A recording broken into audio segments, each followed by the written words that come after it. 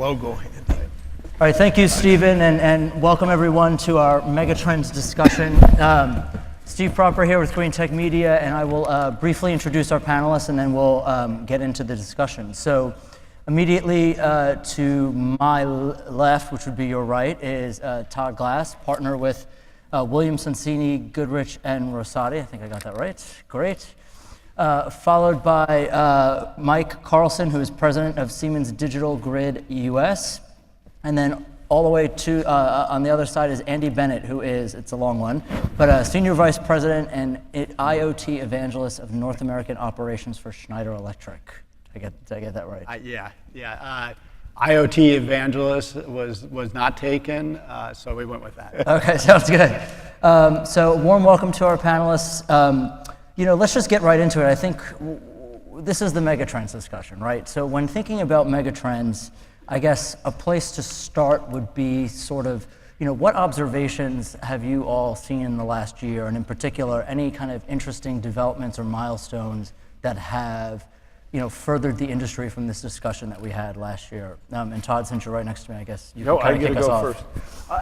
I think that there's a number of megatrends, and I'll confess, when I saw megatrends, I had to look it up to make sure it was a real word, and it is. But I think that I'm going to represent a little bit of the non-technical side or the non-technology side. I think these gentlemen will be able to cover that better than I.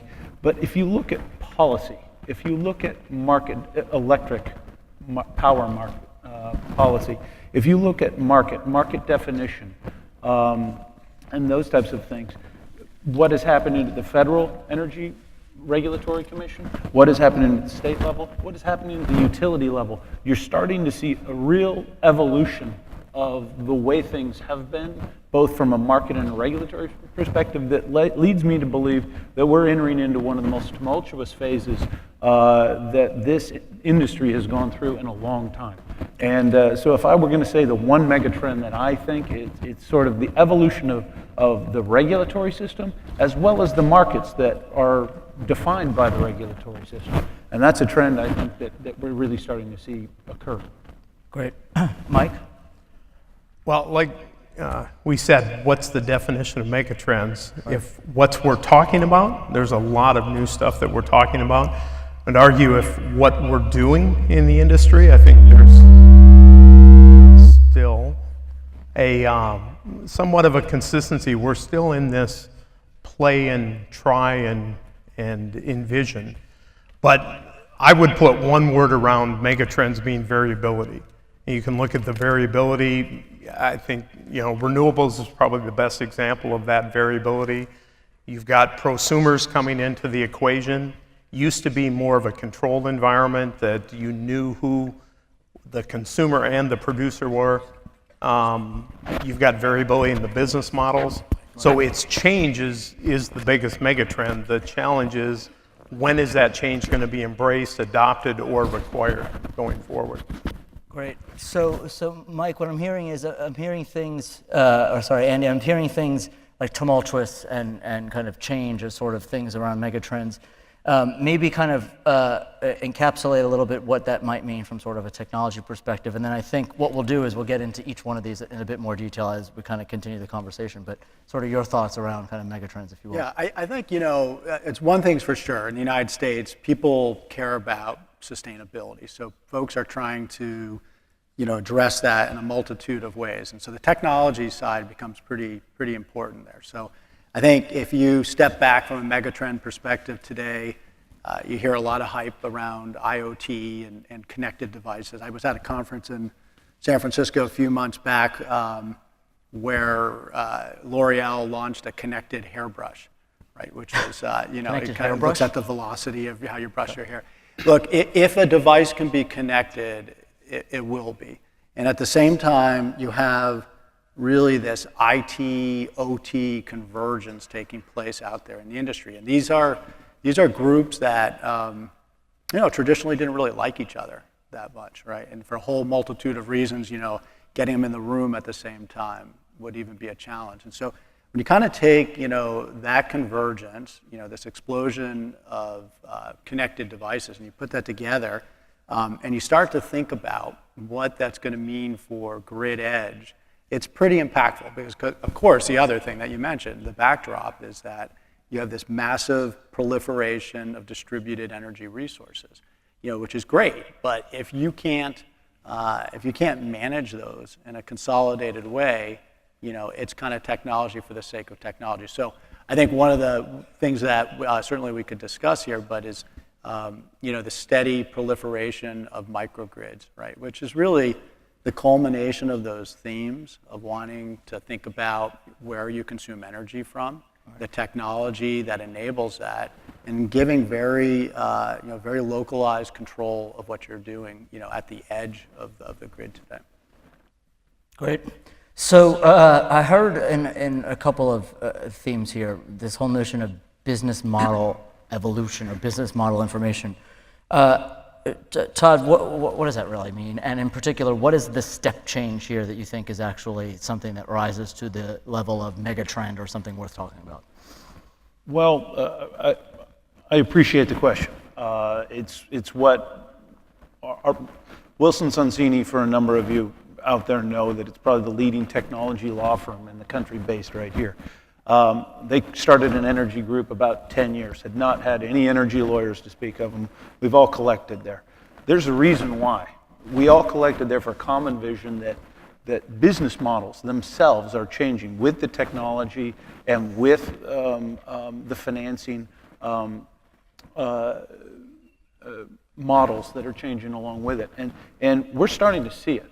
I mean, when in the late 2000s, we were all designing, or a number of us were designing, utility scale projects, some of the largest solar, projects, PV, CSP, you name it, wind projects, and the like. Well, that was sort of the end, in a way, of what we typically thought of as IPP.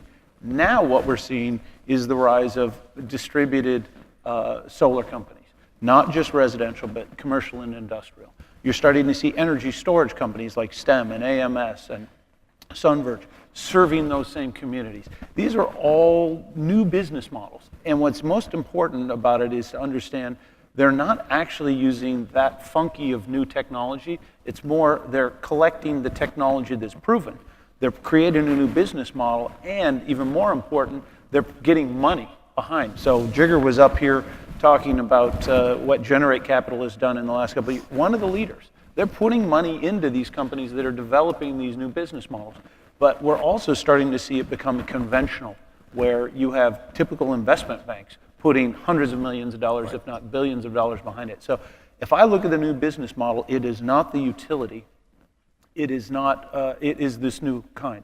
One last thing that I want to get in, that what is different from the past is actually a technological evolution that happened in telecom, it happened in transportation, it happened in data and computing. We're starting to see these new business models respond to customers, whether they call them prosumers or whatever. What is really driving is the customers want change from the way that they've had it before, and these new business models and the financing models behind them, juicing them, are all responding to that new evolving customer demand. And while the customer doesn't want to be turning the lights on and off, with his phone or her phone, she wants things to work better. They want it to be less carbon intensive. They want things that they don't have now. And so when you talk about business model, it's driven by demand, and it's driven by the consumer, and everything flows from that. Great. Any other thoughts or reactions from? Yeah, I think that business model spans the gamut. If you look at the traditional utilities, they owned, operated, and somewhat controlled the model. Hence, they could work on a pre-described method of reimbursement for that investment. The traditional of invest on, rate-based, return. That was not only the method of, but it was also the control and protection for a monopolistic model. Now you look at an influx of new owner-operators of these grid assets. The model hasn't caught up anywhere near, as you shared, the technology that's available. And now you're seeing a shift, and it's interesting to see who's going to identify the balance and the fairness of that shift to where the traditional utility consumer, the traditional, I consume my kilowatts, I get a rate per, and I pay my bill, is now starting to subsidize in somewhat extent that distributed energy producer. And who's left to hold the balancing authority to the network? It's the utility, but their traditional way of recovering those costs is eroding as that prosumer starts to take away that revenue base. So that's just one example of the model that's got to catch up. I think as we've looked at it, the technology, I agree, is out there. It's how do you get a business model that rewards the risk and the investment return for taking that new technology and applying it to what can be, the next level of energy efficiency across the grid, whether you look at it sustainable, reliable, economical, or environmental. Yeah, I would just maybe add a little bit to that. The amount of capital that's flooding into the market in backing the acquisition of infrastructure, of electrical infrastructure on the other side of the meter is pretty staggering right now, coming from places that you wouldn't traditionally expect. And so my sense is, so whether it's a campus or a set of buildings or an industrial site, where an investor looks at those assets and says, look, I can deliver you more reliability, more sustainability, and you, by the way, you can get off the grid if you need to. And we're going to buy up all of those assets. We're going to own them. And by the way, you don't have to worry about the upfront capital costs associated with doing those projects. That side kind of made sense to me. What has surprised me at a larger trend level is the relative return of those investments is pretty conservative, right? And so you see investment companies that I wouldn't have traditionally thought would be attracted to those type of investments. You expect it from the deregulated commercial side of a utility because, the people who own utility stocks are generally looking at a more stable rate of return. So anyway, I've been surprised at the amount of capital that's coming into the market, but also I would say the stomach for accepting a relatively low rate of return on those investments. And that's kind of a trigger point here, because if you really want to speed up what's happening, you have to have people that are okay with a 7-year sort of inflection point and that investment. And quite frankly, I got to send kids to school. I wouldn't be okay with that, but my mom is probably perfectly fine with that.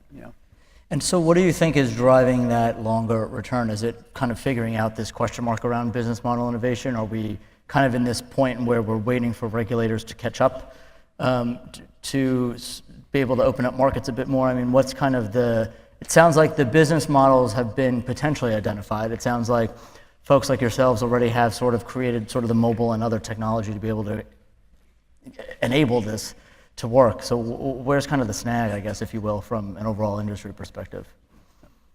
Question about the money or the business model? Well, both, really. Well, I actually think we're still in the early evolution of the new business model. We're starting to see, first off, the change from the vertically integrated utility to the restructured utility to wires only on one side, and then you have the introduction of new companies that are going to provide services. And one of the things that I think is interesting, if you think about these new business models, they're packaging things as a service, as a long-term service, a contract. You pay over years, you get certain things. What I think is actually going to be most interesting is the next phase. You're starting and I mentioned this before, the regulatory structures and the markets. Well, if you can start to stack the values, if you can take portfolios, whether it includes energy storage or not, and to be able to manage them using big data and other these types of things, to be able to play in the market, to provide values and get compensated, so it's not even just the customer, whether it be a C&I customer or a Resi customer, but there's another stream of revenue because you're able to add value to the grid and they get compensated for it. I think the business models are going to change yet again. I don't think, no offense to the energy storage companies and the residential and even the solar companies of today, I think this is just a mere starting point for the evolution. And then you're going to have larger companies that are going to be providing a bundle of services to these things. Right. And we're not even there yet. We don't know what's next, but we know it's coming. And there will be consolidation. to support the financing and support these business models. Sure. But I do think that, if you're going to aggregate assets, right, and that isn't your traditional business, right? If we agree that that's sort of a disruption that's taking place, the underlying technology that allows you to manage that in a consolidated way better exist, or that would be a nightmare, right? I'm hoping somebody out here has those well, answers, right? so I think one of the underpinnings I think that's maybe changing a little bit is companies that are in the room here today that are focusing on platform and structures that allow you to be interoperable and open, and then ultimately to exfiltrate data and pull it together. And I think machine learning is fantastic. It's a next sort of set of buzzwords. It's a big part of it. Nothing wrong with it. But I don't think we would see this change at the edge of grid if that underlying technology and interoperability wasn't starting to become a lot more mainstream today. Gotcha. Yeah, I think bridging that point, and we're getting a lot of really good questions from the audience, which I'll start to pepper in, but one of the kind of large sort of trends you also hear out there is this whole notion of big data, right? And so as the grid becomes more digital, and Mike, you're really close to this in the work you guys do at Siemens, but as sort of we have a digital grid and utilities and other third parties have access to more and more information, what does that mean from when we say big data and we say that that's a trend and something we need to think about? Kind of how do you sort of view that in today's terms, and kind of how do we start to make sense of that and start to kind of monetize that as a business overall? Yeah, there's definitely a business of big data. If you look at companies like ourselves, IBM, GE, that are looking at, and I think we've done a good thing in recognizing it's a machine-driven industry. So how does the data that these machines generate, which is generally out there, but used for singular purpose, how is that collected, aggregated, and broadened in its application? That's one of the main drivers. The other thing, the speed at which the grid's got to operate and respond doesn't lend itself to the daily collection, analysis, and tomorrow's changes. It's got to become that real-time Internet of Things, if you will.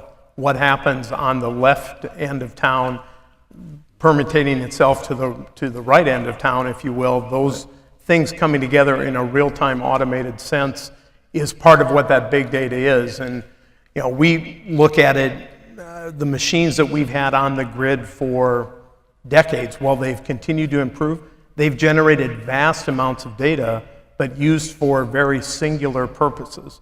So now as the grid comes together, and probably one of the biggest barriers is how we adopt and leverage cloud. And cloud can mean as many things, almost as many things as smart grid. But that facilitation of that data moving across not only the machines that utilize it, but the different businesses that are going to leverage it. You look at, we're doing work with blockchain technology, and how does blockchain, and that's typically viewed, back to a Bitcoin transaction settlement. That's certainly one piece of it. And long-standing has been, how do you take, especially with the advent of prosumers, how do you position them to participate in market activities that are kilowatt in size? The transaction settlement costs alone would negate any of the benefits until you look at technologies, such as a blockchain that start to real-time ledger that on top of the machines that are generating it. Just one example of what's going on.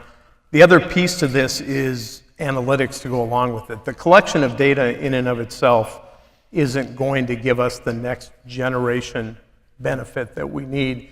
It's how those things are put together, analyzed, and decisions are made. And those decisions need to be made not only with human in the middle, which is a typical grid model, but on the edge of the machines being automated within a set of rules, within a set of constraints, that they start to interact amongst themselves with that human situational awareness monitoring occurring on top of the automation that machines can start to deliver for us. Sure. Yeah, I think that whole conversation around transactive energy gets really interesting and complicated really quickly. And I do want to unpack a little bit of this, but building on that point, a question from the audience, and Andy, I might throw it to you first, but do you see the Internet of Things or the IoT architectural patterns replacing traditional SCADA deployments for managing distributed energy resources? Yeah, I don't know that I would say replacing, but certainly augmenting them. I think you described the problem really well. The last 5 years has sort of been dictated by large distribution control systems, DMSs, SCADAs, and things of that nature. And the sophisticated utilities are running those in closed loop, right? There's no human interaction, and so those things are, managing real-time voltage control. They're making switching decisions, and the Achilles heel of it doesn't make a difference of the system is the latency, of data, right? As you mentioned, one side of town to the next side of town, and trying to operate the grid in a way that's efficient. When I think about IoT, really it's just a lot more sensors, and back to the cloud analytical paradigm. If you can sort of reduce that computational time, right, by looking at trends, I see X happening, and therefore I'm going to start to be prepared for X or Y or Z from a switching, perspective to rebalance the grid or that sort of thing. And you're not actually waiting, on that sub-millisecond piece of data, but you can predictively start to manage the grid. Then that's a pretty powerful thing. Now, my feeling is you absolutely still need that SCADA control, and these are devices, there's safety associated with that, there's whole, and so that never goes away, but the two should really ultimately strengthen each other over time. One thing I would add, I think that's important to keep in mind on this megatrend, is that the gentleman from SNC was talking about SAIDI and SAFE. Mm-hmm. Absolutely true. I think grid reliability is going to be enhanced, or that's the goal, that it should be enhanced. I think the underside of it is security and what could happen also with this. And I think that that's something that we all have to, in this room, be very, very mindful of, that we build in not only reliable, but also a secure system that can be managed through a variety of different types of risks. Right. Speaking of actually going a bit back towards kind of the business model and that conversation, and Todd, you might have some thoughts on this. I mean, how do you see the role at a wholesale level? How do you see the role of kind of ISOs and RTOs evolving as some of these megatrends, and in particular some of the big data, transactive energy, those types of things become more kind of tangible and palatable? I think that they're a big part of the future. I think that you've seen actions of the Federal Energy Regulatory Commission starting to investigate how some of the markets in the Northeast in particular, PJM, ISO, New England, some of those other markets, well, they're not quite functioning quite right for a variety of reasons that I think GTM has covered actually very well. But what's going to happen is those markets are going to evolve. Those markets are going to need to evolve to be able to make sure that independent power can participate and that there is grid reliable and all of those things. Well, I believe that there's going to be a next level of products that are created in markets for those products at the types of levels that DER portfolios and other types of new resources can serve.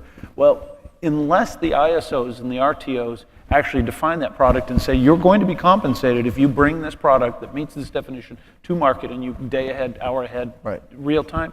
Until that happens, none of us are going to get paid for those values, even though we may have values. And I think that it is more efficient to have the ISOs and the RTOs actually start to develop those wholesale products, because those are wholesale products supporting the grid. To have them define it, it's going to take a while because these are not fast-moving beasts. They can throw something into a stakeholder group, and 9 years later, nothing's come out. They're not the quick answer for anything. Right. But I think that that's where it's going to go before it's going to be done at a utility by utility level of putting value and compensating for these wholesale transmission and distribution services. Sure. Any other comments from? I think you've got the broadness of what we look at with ISO and RTO models today. If you look at the variability that the new paradigm, the new trend of energy consumption and production you're going to see that granular DSO start to evolve as well. Right. And it's interesting, I think, some of the trends, most of the technology that I've been associated with, it's developed out of the generation transmission level and then slowly been applied into the distribution system. Biggest challenge going is that transmission system model stays pretty constant. There's not a lot of change, not a lot of variability. Now introducing the distribution level systems, much more complicated, much more variable, if you will, and subject to change, whether it's unexpected or predicted.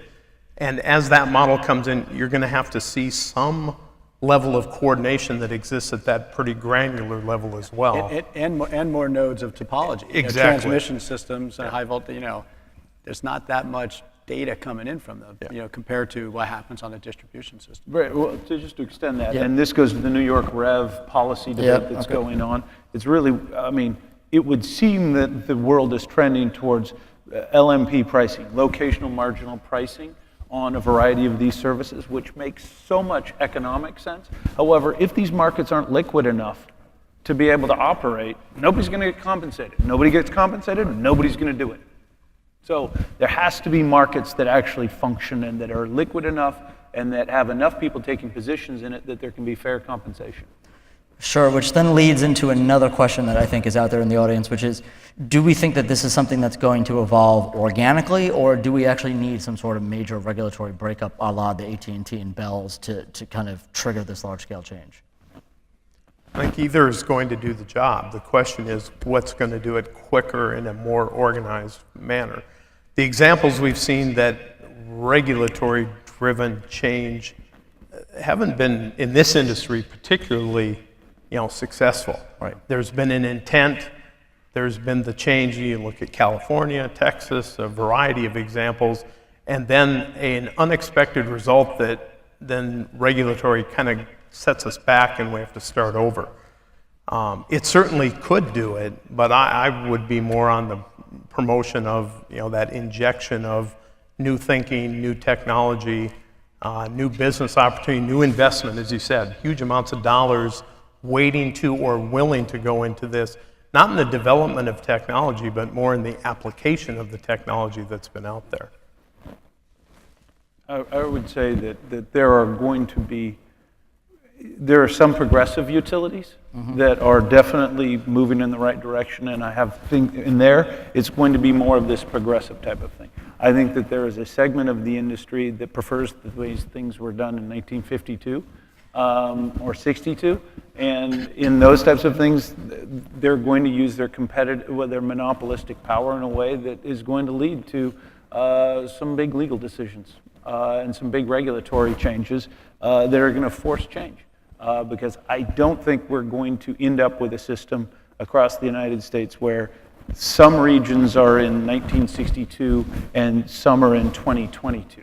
I just don't see us having, being that fractured of a national market. Yeah, I agree, and I think no one wants their distribution area to be. You're not going to self-cannibalize, your steady state of income. So you're going to go into other territories, and that's what we're seeing. We're seeing a lot more aggressive behavior from the deregulated side of the traditional IOUs. So you don't need regulatory permission to go be commercially oriented, and they're going to go take those high-end customers because the customers want it. Because they want it, and it's happening already, and it's happening at a scale that's pretty large. And Mike mentioned it earlier. I don't know what that inflection point looks like when you lose. You don't need to lose 10% of your customers. You need to lose a couple percentage points of your top paying customers that are subsidizing the entire grid before you have some economic problem. So my sense is I don't know. I'm not advocating for civil war across distribution territories, but they're certainly happening. And look at all the acquisitions that are taking place on the commercial side of utilities, both European and here in the U.S. over the last year. And I promise you, one thing is true for those guys, and I know some of you in the audience, but there are sort of two no regret decisions, right?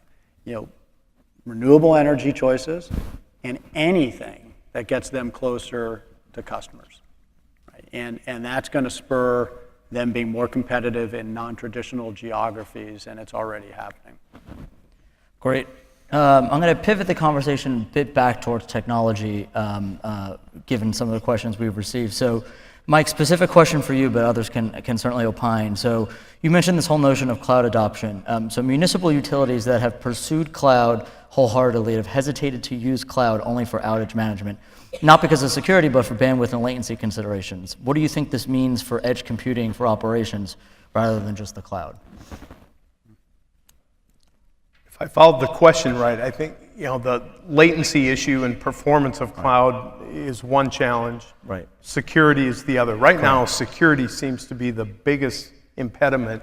And if you look at what the cloud's being used for outside the energy industry, there's highly capable, responsive technologies available.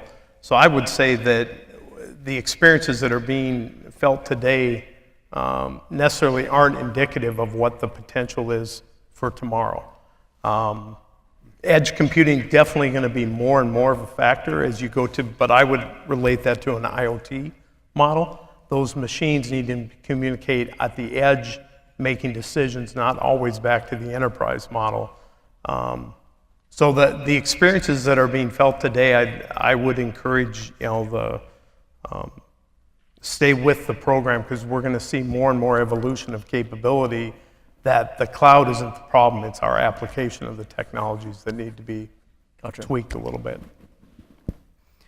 Great. A couple of questions I'm going to try and do my best here to translate, I think, what folks are trying to get at, which is, does the panel actually believe the idea that energy is consumerizing or becoming much more of a consumer good? And if so, and if it's real and not hype, what do you think the effect will be on the industry is kind of one.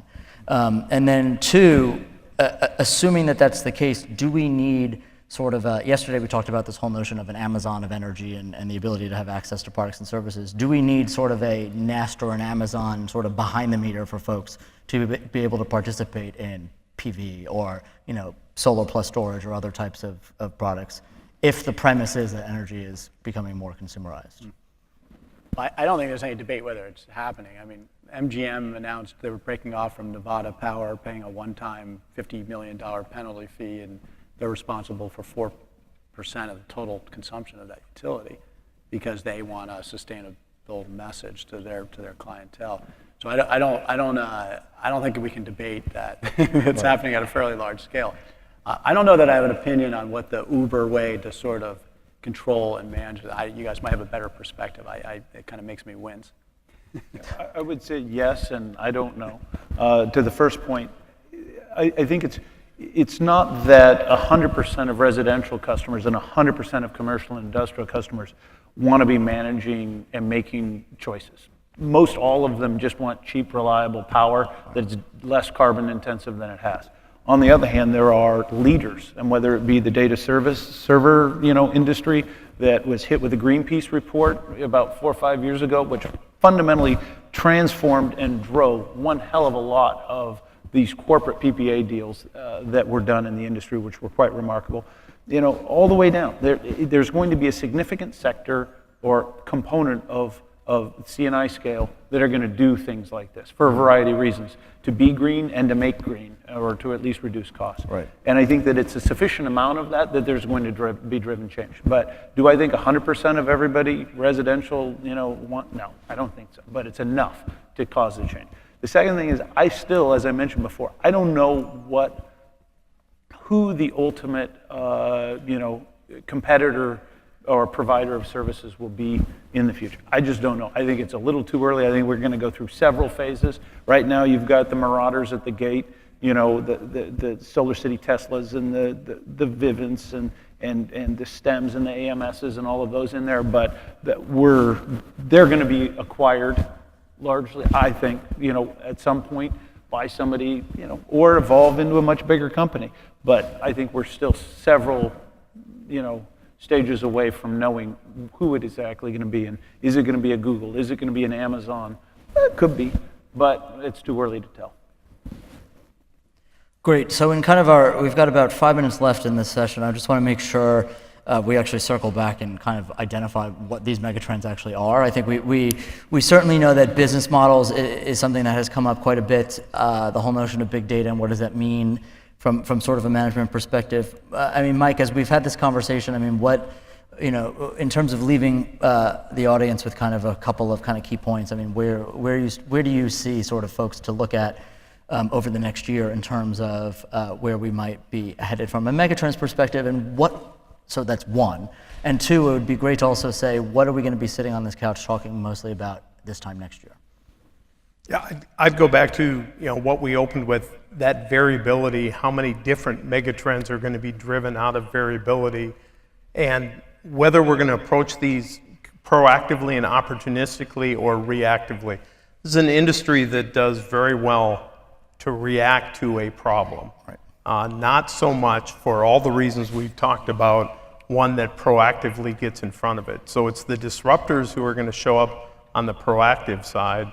It's the utilities, if you will, that have been challenged and given the responsibility of keeping a stable network going. So I think variability, as it's driven by new injection, uncontrolled injection into the system, is going to be one. Machine to machine, I think, is going to be two. As far as what we're talking about next year, I agree. I think how do we start to recover the investment and make money for the risk takers of it? That's hopefully what we'll be seeing next year, is some new light and interest and opportunity along those lines. Great. Andy? Yeah, I think that's well said. I think it'll be interesting, whether maybe not next year, but within 5 years, you know, who are some of those players who have made the decision to buy up these assets? And you know, because what I see today is they're not folks that are probably in the room. They're not folks that we would necessarily associate with our fairly slow-moving and sometimes even stagnant industry. And so I'm not sure who those players will be, but I think that there's going to be some very different faces on the stage for people who are going to be able to talk about the total amount of energy spend they're managing, generation, and, you know, quantified assets in the United States of America that are going to be pretty substantial. As I thought about megatrends, I was thinking things that are 5, 10 years type of thing. Sure. I actually think if we come back here next year, it's going to be even messier than it is today. We're going to get messier and not know what's going on, even more so, whether it be the politics in Washington, D.C., or things done at the state, or, you know, events that we don't even know. The one thing I would say is, for all the companies out here that are trying to do stuff in this space, and advice I give to my clients all the time, figure out who your customer is. Figure out what they want. Figure out how you're going to get paid to provide that service to them.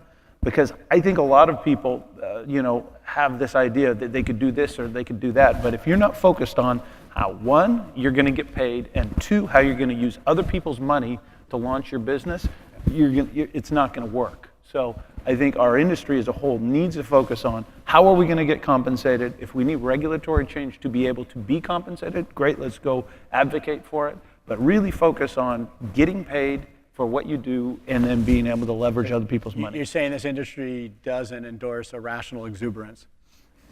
Just focus on what you can get paid for. Now, it might be a longer term to get there, but if you're not going to get paid, you're not going to do it for a long time. Great. I think with that, a big thank you to our panelists for a great session. Thank you. Thank you.